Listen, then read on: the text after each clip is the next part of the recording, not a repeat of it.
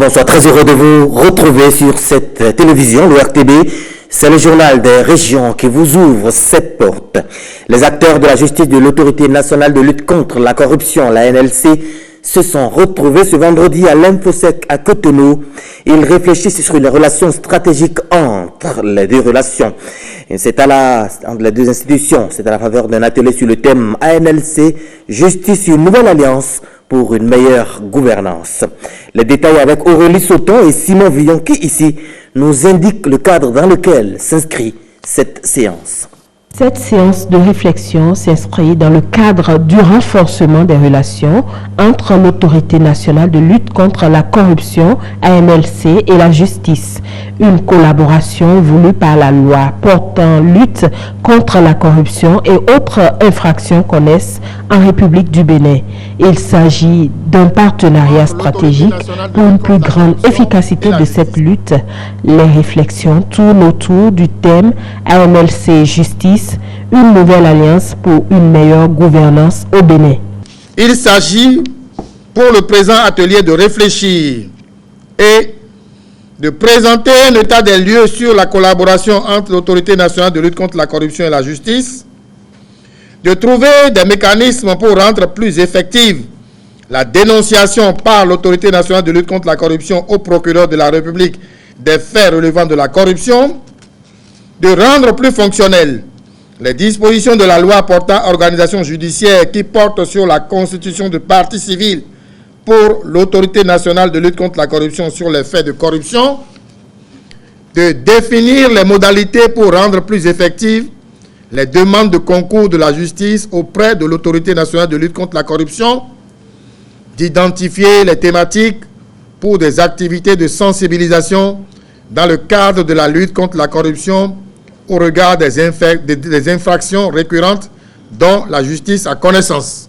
Une alliance dont la pertinence est reconnue et appréciée par le gouvernement. Selon le représentant du ministre de la Justice, la lutte contre la corruption, plus qu'une obligation, est une nécessité pour tout pouvoir qui aspire au mieux-être de son peuple. En effet, la délinquance en matière de corruption revêt de multiples formes et gagne chaque jour en finesse.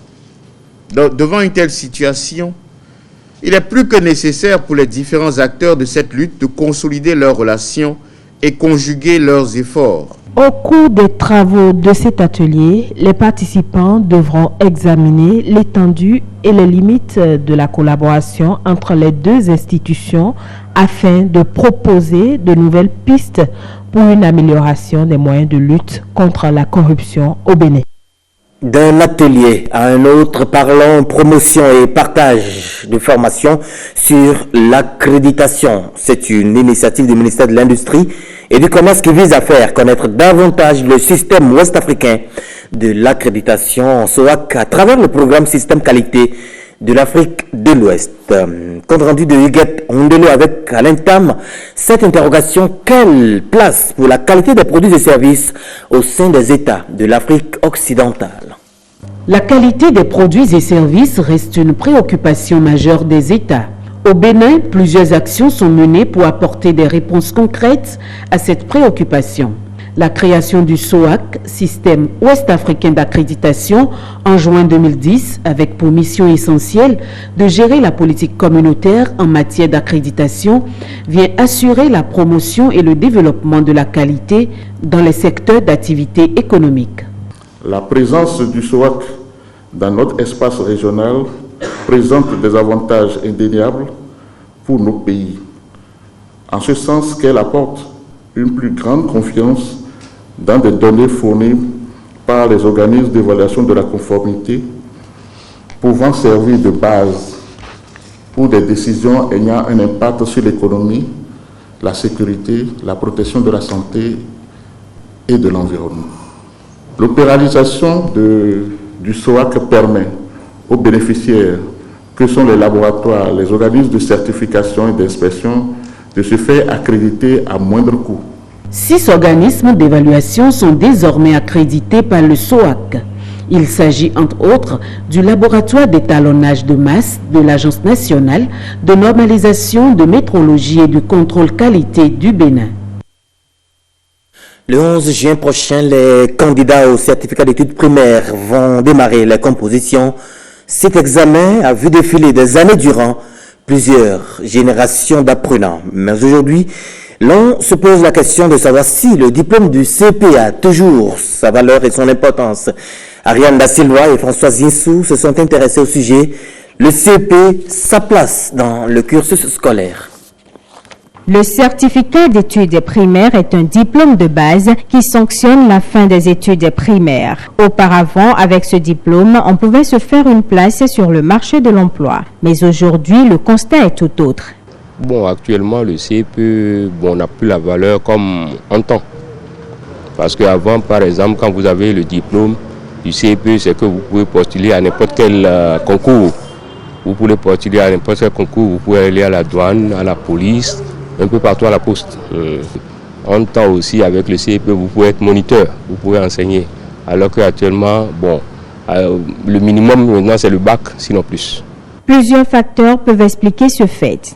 Le CEP a perdu sa valeur parce que, vous avez vu, les diplômes aussi ont été un peu dévalués. Et compte tenu quand même du niveau qui baisse tout le temps des apprenants et puis quand même des éducateurs également. Avant, il faut un certain âge avant d'accéder à la classe de CI. Beaucoup de parents aujourd'hui, vous allez voir, à 3 ans, on inscrit l'enfant, vous refusez, ils les amènent dans les écoles privées. Donc, l'enfant qui n'a pas encore le mental prêt pour aller à l'école, on le met de force. Et il est là, il commence, et difficilement, vous allez voir, au fil des années, c'est très difficile pour qu'il sache que ce qu'il veut faire est sérieux. Le CEP, le certificat d'études primaires, n'a pas conservé sa valeur originelle, mais ce n'est pas une raison pour en arriver à sa suppression, estiment ces acteurs de l'éducation. Je préfère qu'on le garde parce que nous n'avons pas encore atteint ce niveau quand même de développement de conscience professionnelle. Parce que vous savez, vous ne savez pas comment l'enfant a évolué du CI au CM2. Peut-être qu'on l'a aidé, par exemple, il y a tout ça là. S'il faudrait quand même qu'on supprime le CEP et qu'il aille au collège, je ne sais pas ce qui va devenir celui-là. Il est vrai que pour postuler à un emploi, on ne nous demande pas le CEPE. Mais le CEPE continue toujours d'avoir sa valeur. Parce qu'on ne peut pas faire 6 ans sans pouvoir apprécier l'enfant, sans pouvoir l'évaluer au point de certifier son niveau et de lui délivrer une attestation qui prouve qu'il a fini le niveau primaire. J'ai croisé des aînés qui n'ont que le niveau CPE. Et quand vous les voyez parler le français, ils n'ont rien à envier à nos apprenants qui ont le bac, actuellement ou bien qui ont le BPC. Ce diplôme est toujours important parce que tout le monde n'a pas la chance d'avoir un master, d'avoir une licence ou bien une maîtrise. Non. Certains, on leur demande qu'est-ce que tu sais faire. D'accord ? Maintenant, même si tu veux apprendre la couture aujourd'hui, il faut pouvoir lire au moins le centimètre. Si tu n'as pas été à l'école, tu ne peux pas lire, tu ne peux pas compter 1, 2, 3, au moins jusqu'à 20. Donc tout le monde n'est pas appelé à finir dans un bureau. Nous avons les artisans, nous avons, les plantons. Donc chacun a son rôle à jouer dans la société. Le certificat d'études primaires reste donc un diplôme au même titre que les autres. Mais il importe de revoir le système éducatif pour renforcer sa valeur. Des matériels de transformation et de stockage au profit des bénéficiaires du programme Approche communale pour le marché agricole ACMA 2. Objectif, améliorer leur performance en matière de production et de commercialisation. La cérémonie de remise d'équipements s'est déroulée ce jeudi à Boycon, dans le département du Zou. C'était en présence de plusieurs autorités, avec à leur tête le ministre de l'Agriculture. On fait le point avec Igor Ayosso et Christian Gandio, avec à l'entame une heureuse du jour, Thérèse Arolou.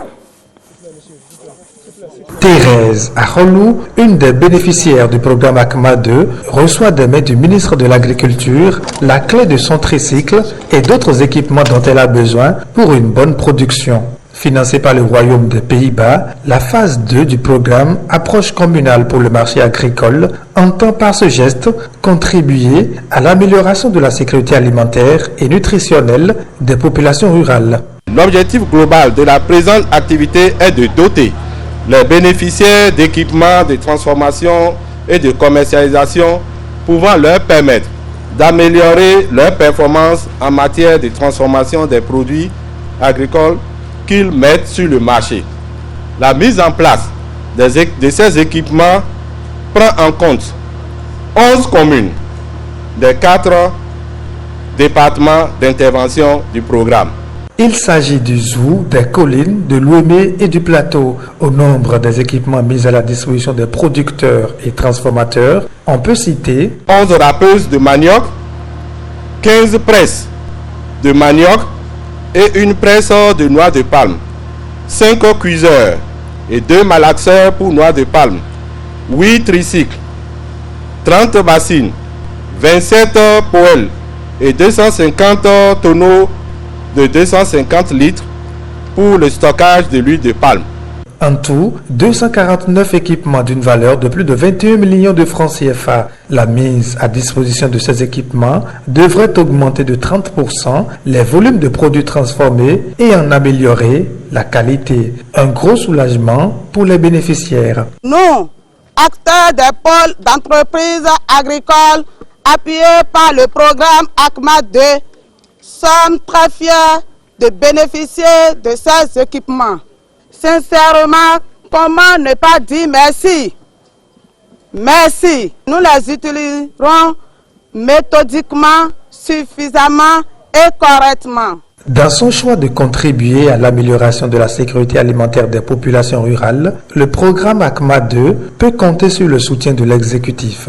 Il s'agit là d'une série d'interventions qui intègrent parfaitement les lignes d'action du volet agricole du programme d'action du gouvernement et telles que déclinées dans le plan stratégique de développement du secteur agricole. De ce point de vue, ACMA 2 ne peut que bénéficier de forts engagements du gouvernement du Bénin. Visite guidée des équipements offerts et animations culturelles ont été les autres temps forts de cette cérémonie. Les annuaires statistiques des enseignements secondaires techniques et de la formation professionnelle seront bientôt disponibles. L'atelier de validation a eu lieu ce vendredi 7 juin à la salle des fêtes des tours administratives à Cotonou. Jean-Claude James, Louis Koudoubo s'intéresse à l'apothéose de ce processus. Dernière étape du processus d'élaboration des annuaires statistiques. Il s'agit de cet atelier de validation qui offre l'occasion aux participants d'apporter des amendements aux documents qui constituent un outil d'aide aux décisions. L'organisation de cet atelier de validation des annuaires statistiques, qui est la première dans l'histoire du ministère en charge de l'enseignement secondaire, vise non seulement à améliorer la qualité des documents qui sont produits, mais surtout à renverser la tendance qui a permis d'attribuer une mauvaise place à notre ministère en 2012. Une fois les annuaires statistiques 2017-2018 et 2018-2019 validés, les décideurs, les partenaires, les acteurs et autres utilisateurs pourront disposer d'informations de qualité sur le sous-secteur des enseignements secondaires, techniques et de la formation professionnelle. Les partenaires techniques et financiers réitèrent leur disponibilité à accompagner le processus. Ils souhaitent tout de même que le défi du retard dans la publication soit relevé. Je voudrais plaider pour 1. La publication des données dans le temps. 2. Le renforcement de la fiabilité des données. Et 3. La mobilisation des autres partenaires à soutenir la disponibilité à temps de données pour faciliter l'analyse de la situation et le suivi des indicateurs. Annuaire statistique, une boussole pour éviter la navigation à vue à ces acteurs du système éducatif. C'est la fin de ce journal des régions sur la télévision nationale du Bénin. Ne quittez pas, nos programmes se poursuivent. Le prochain rendez-vous de l'information, c'est à 20h.